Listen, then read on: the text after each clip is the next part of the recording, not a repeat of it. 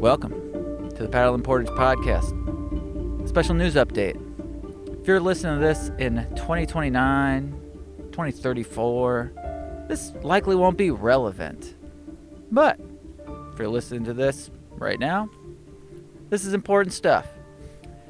But you know, things change in life, much like the ice floe we're staring at on the Great Lakes Superior. It's changed just today. It'll likely change again tomorrow.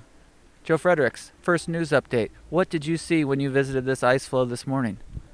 Well, this giant ice floe that you're talking about with all these jagged edges and some flat areas and some rocks that we threw out on it was about 500 yards down the shore, so toward Lutsen from where we are here outside of Grand Marais to the east, or to the north, as many non-Cook County residents might describe it as. Indeed. And it has since moved over the course of a couple hours further to the east. And, you know, we talked about this in a recent episode, the way that the lake starts to freeze as winter cools the Great Lake. And when the wind blows, it piles up these beautiful ice pancakes, shards. And we're looking at that right now. And just like all of this will change, so will all the news we're about to talk about today. But it's still important to know what's going on, just like it was important for us to come down and check out the ice. So where should we start today? We got something big going on in the Senate right at this moment.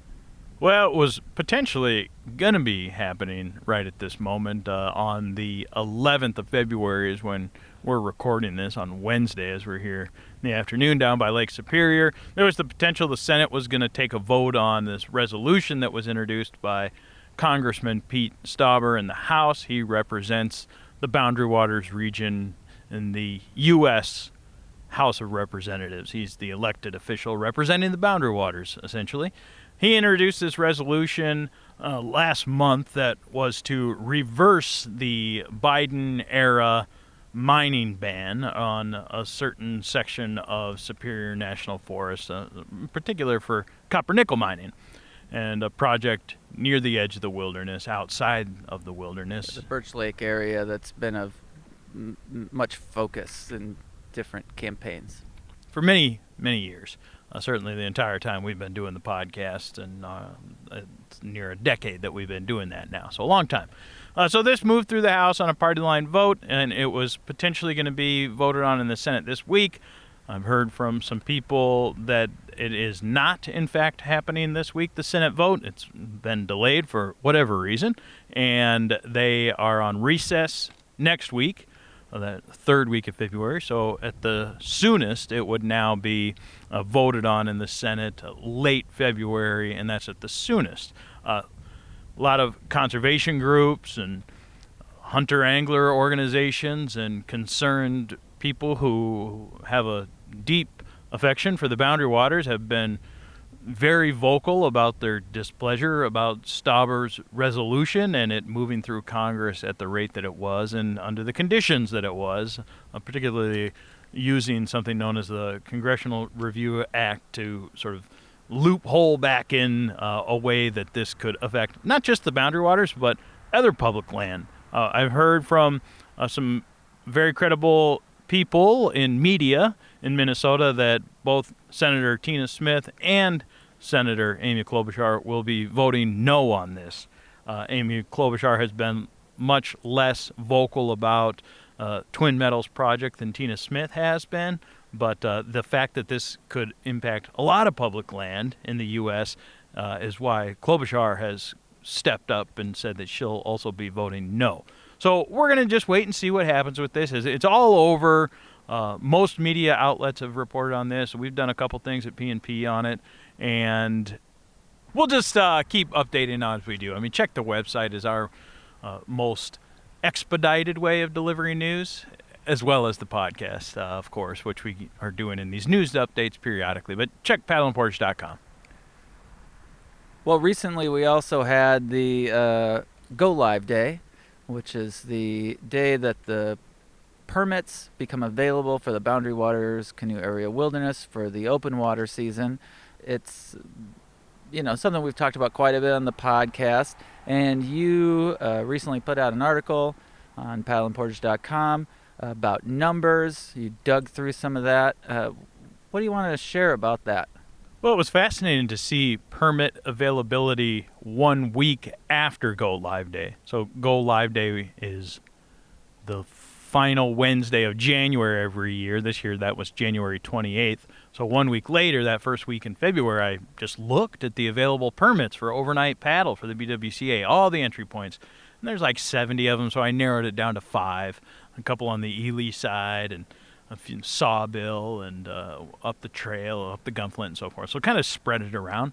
And a lot of the permits were gone. No surprise. We know that they have a tendency to get gobbled up on Go Live Day. And some, like Duncan, for example, which I looked at, a couple permits a day. And for most of the year past the fishing opener, there's not a single permit available. At Sawbill, where there's, I think, 11. Many more than Duncan. Yeah, exactly. And so there were some permits available around that fishing opener time, and early season, it doesn't quite draw the crowds. Know about ice being out yet, and not much lake trout up in that area, and so forth. So no surprise there. But you get to like mid-July and to basically the end of the quota season in September, no permits at Sawbill. Hot commodities. Same at Seagull. Seagull was another one. It's about the same there. Just not many available from sort of that midsummer through the end of the year.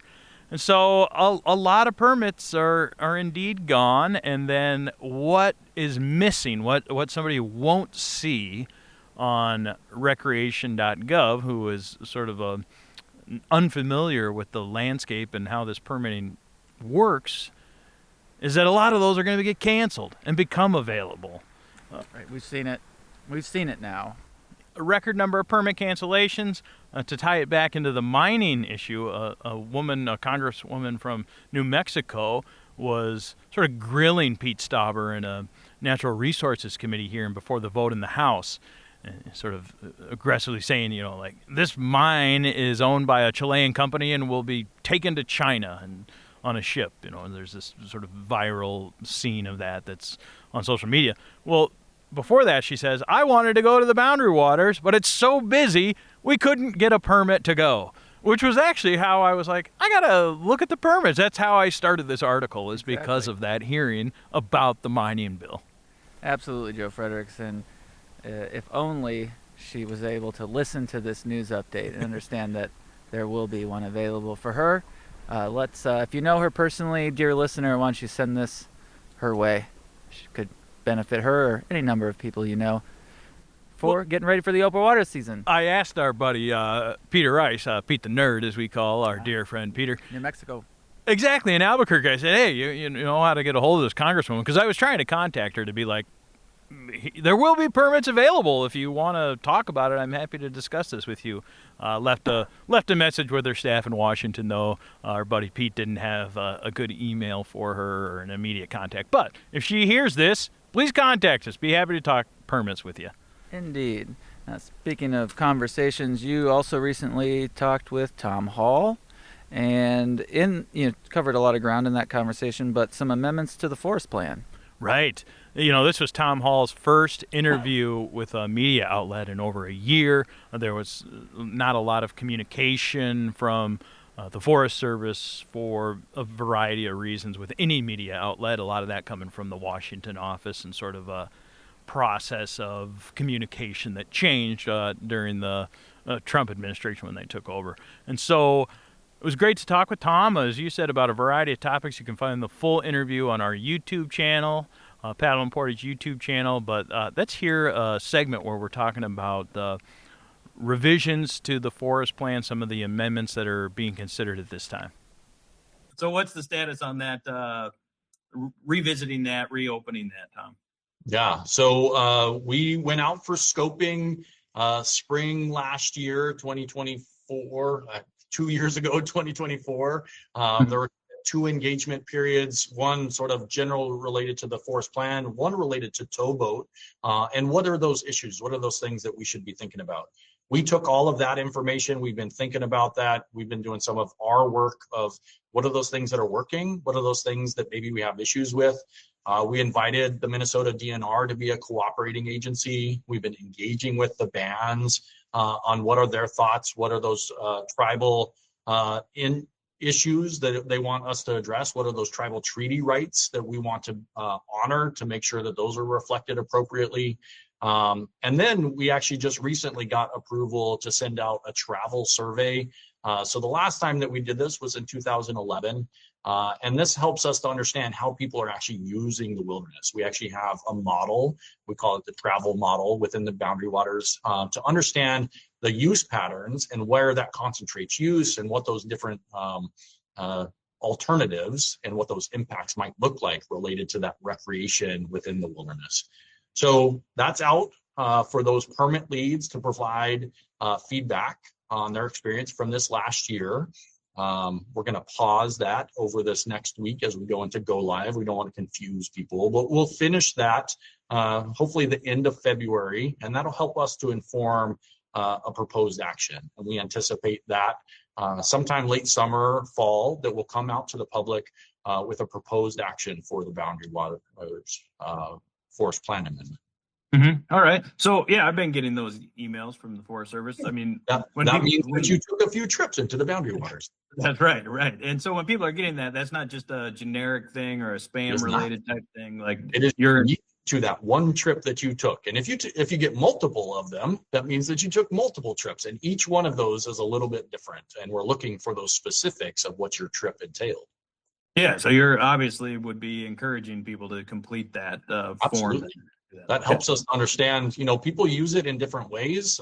We've definitely seen trends and, validating that is actually how people are utilizing the wilderness. We're working with the University of Montana to get the statistics, making sure that it's valid for entry points and times of year with this survey. And so trying to have that most robust data that we can. All right. Well, part of that could involve, crowded entry points, campsites, easy access entry points that get full, and then people are scrambling to get a campsite. That's probably going to be something that's in some of these. So quota reduction, is that something that's being discussed or considered as part of the forest plan amendments? So looking at how do we sort of establish the framework of quota, right? Knowing that there's statutory quota for motorized use, right? There's a statutory cap that can't be any more than that. And then there's, paddle use, and it impacts other types of impacts across the wilderness, right? You just talked about congestion and overuse, degradation of natural resources, and degradation of the wilderness experience, right? Those are all things that will be a part of the forest plan amendment. How that ends up, we'll definitely look at alternatives of what those different alternatives might look like. What our proposed action is going to be is our sort of first best shot, right? And then we really do want to look at, what are those alternatives that we should be considering as we look forward before making a decision. What is the plan for issuing permits this year at the ranger stations? Gunflint and Cowichwe and Ely did not issue permits. That was big news at the time, but then the cooperators, certainly stepped in and filled that. I didn't hear much about it the rest of the year, quite frankly. Yeah. But what's the plan just for the sake of knowing, Yeah, speaks to our wonderful relationship with the cooperators and the amazing work that they do. So the plan for 2026 is actually the same as it was for 2025. Staffing has not improved, it's not changed. There are some things that we're working with partners and maybe temporary seasonals within the Forest Service, and that might change as we go into the season. But at this point, the plan is the same as 2025. So all of our offices would be open 5 days a week. Tofty would be open over the weekend. The Ely office and the Grand Marais offices would be open, but they would not issue permits. All of our other offices would issue permits.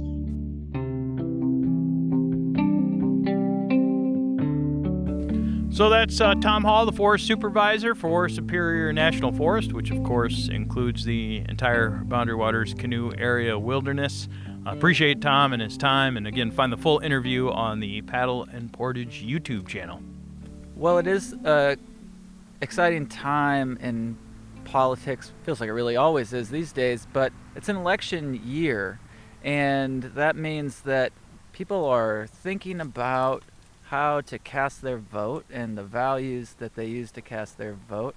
Last night I was at a candidate forum for the DFL candidate who's running against Pete Stauber, and Trina was explaining her policy stances and giving the group her spiel, and as soon as questions opened up, the first 3 were about the Boundary Waters. So people are thinking about Boundary Waters as they think about the coming election.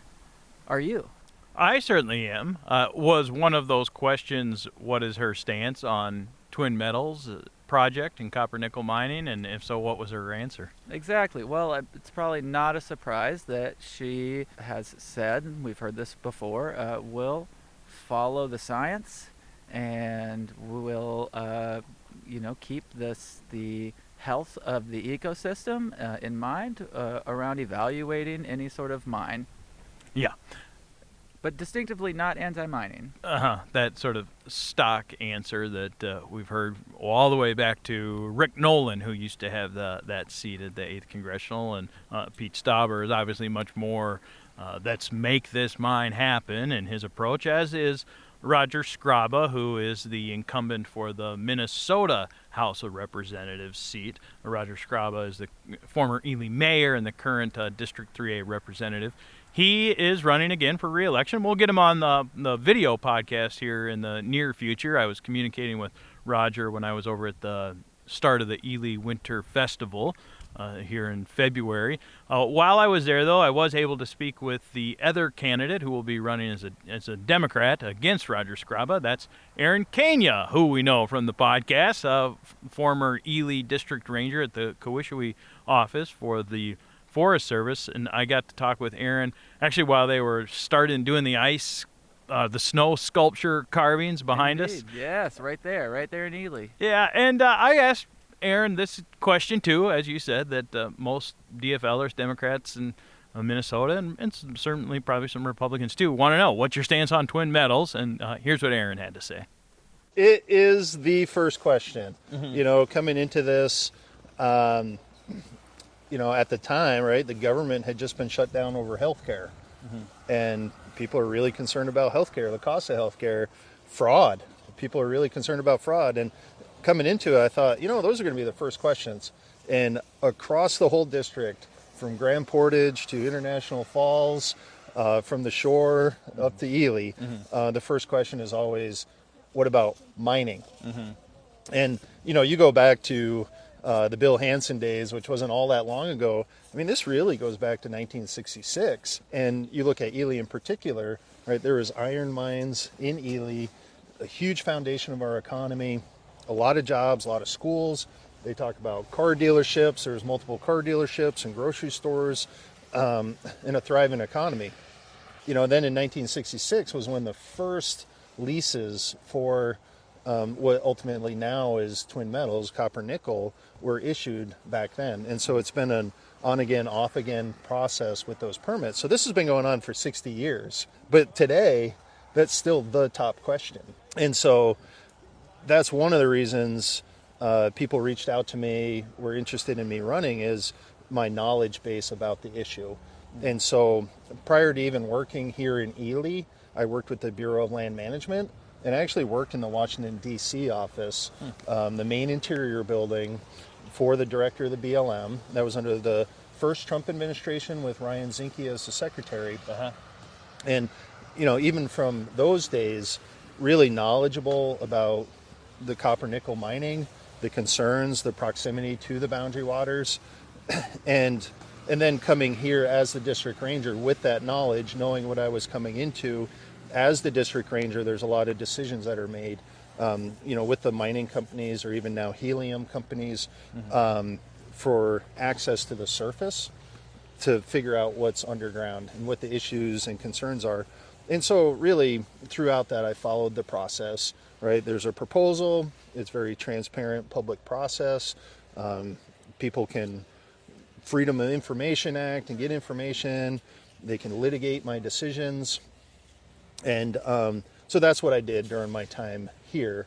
And that's also what people remember is even though there was multiple proposals under the first Trump administration, and then the switch to the Biden administration, and then the switch back to Trump 2, I worked through those with that same mindset of neutrality, bringing people together, really diving deep into the facts, and then making good decisions. And those decisions withheld.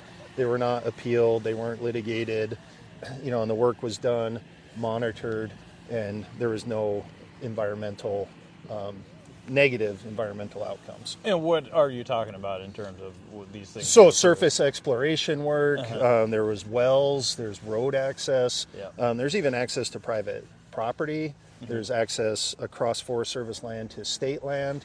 And so at Twin Meadow, at the where they're doing exploratory drilling, you're talking about? Yes, and yep, exactly. Yeah. So those kind of proposals, and then working through the legalities of that, the policies and laws. Yeah. Okay. To ultimately approve them. Totally, and that makes sense, Aaron, that you have intimate personal knowledge of it from a process-based platform or experience. Yeah. And so I think what people who read headlines and social media stuff just want to know is, would you support it or are you against it? And that's whether you have an answer for that or not. Do you? Yeah, and that's the question, right? And I think this is where people they just want a black or white, yes or no. Are you pro mining or are you pro boundary waters? And I would say I take that knowledge and my approach to this topic, along with all the other topics, healthcare, schools, roads, right? Is how do you solve problems? And to have a leader who's able to talk to everyone who has an interest and is involved and find places to bring them together so that we can really discuss the reality of it. And what's different is as a legislator, right, it's creating the policy. And so it's really hard to say yes or no. I'd rather say, okay, what's the proposal on the table for policy? Now let's talk to the interested parties and the public. Like representing 3A is vast. And so what do the people of 3A think? People who live here are immediately affected by it. What do they think? What's concerning them? And where can we find solutions and common ground to ultimately get to a policy change? But when you look at policy changes, so we have a permitting process on the state side, are there proposals that want to change the permitting process? Yes is the answer, right? People have ideas and thoughts. Well, I want to see what that actual proposal is. Let's dive into it, and then let's have conversations about it. So, yeah, it frustrates people because it's not a yes or no, but it's the way I am, right? And I think as a leader who's representing a huge district with many different viewpoints, to truly represent, you have to be able to listen.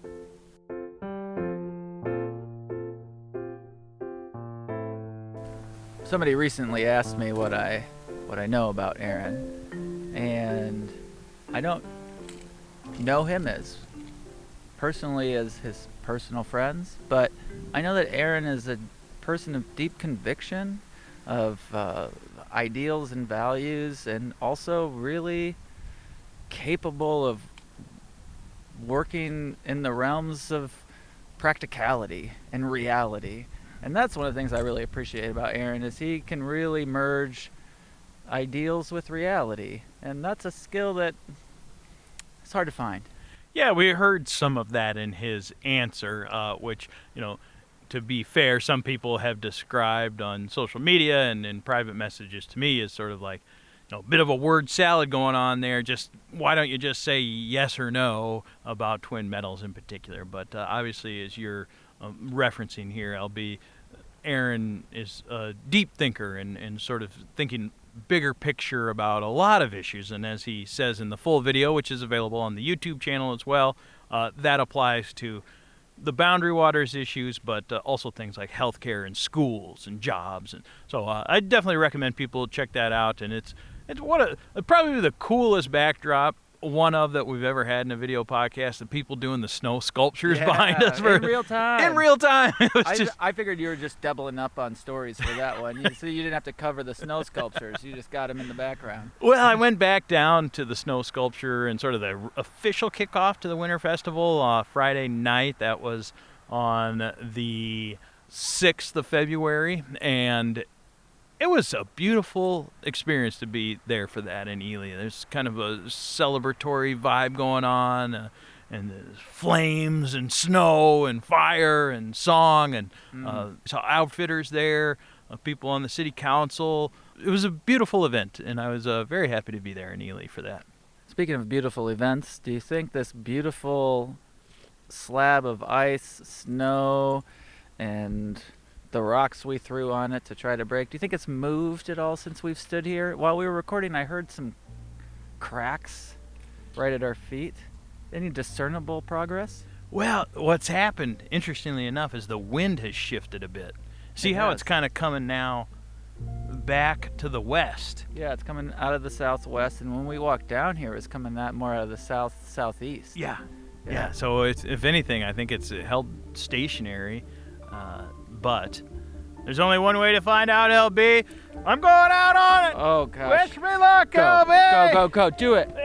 That's Joe Friedrichs. You'll watch. He's crunching over the mound of ice shards onto the firm slab. I think it's weak there, Joe. I think it's... Oh! Bye, Joe. Bye.